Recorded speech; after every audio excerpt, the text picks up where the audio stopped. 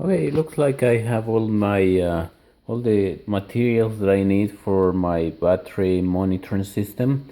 I got all my what I did is I started checking each one of these voltmeters to make sure they are fine, they're working okay, and I started testing each one of them with the same battery, just to make sure how much they divert if one from each other. I want to make sure that they can more or less measure the same voltage when measuring the same battery. So I realized that these voltmeters with 3 cables are more accurate than the ones with 2 cables. And after measuring each one of these with the same battery, I see that there are 9.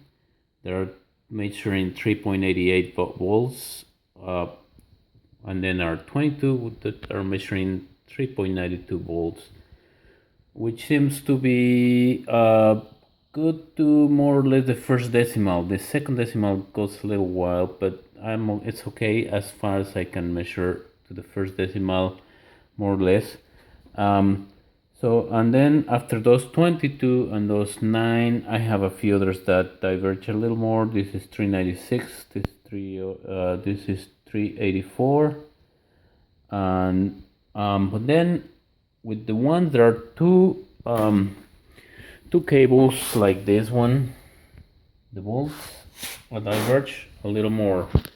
So I have one that is 391, all these 392, all these are 393, 394, 395, 396, 397, which is the vast majority, I think, and one that is 4. So I plan in voltmeters not to use the extremes. Like I won't use this that measures 4, and I won't use this that measures 391. So I'll stay in between because I have spares. Now in this, like the extremes will be then 392 versus 397, which is 0.05 difference. So I'm not that concerned as long as I can validate to the first decimal that my batteries are balanced. That'll be enough for me to check. And then I plan to group them together, like put all the ones that measure 397 and until I use the last one, then I go to this one and I go to this one. So I should see some sequencing of the voltage that should not go too well. Also received the rest of the materials. This I already had before. This came from the original batteries, so I'm going to use all this to connect to the batteries. These were for the big batteries. This is for the batteries in between, which are a little smaller screws. So that this is already covered to connect to the batteries. Now there's some cable with different colors, so I can easily try to find the right battery with the right cable at the end. I am also going to use some fuse boxes. I want to make sure that there's a fuse in between the voltmeters and the batteries in case there's a short circuit or anything. So these are very inexpensive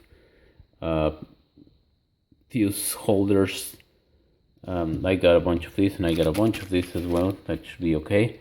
And I also ordered several micro relays.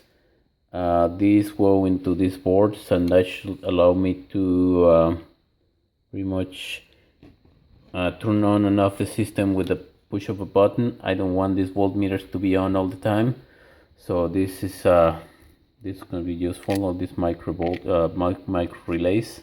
These are 12 volts, and that looks like I'm ready to start working on the system.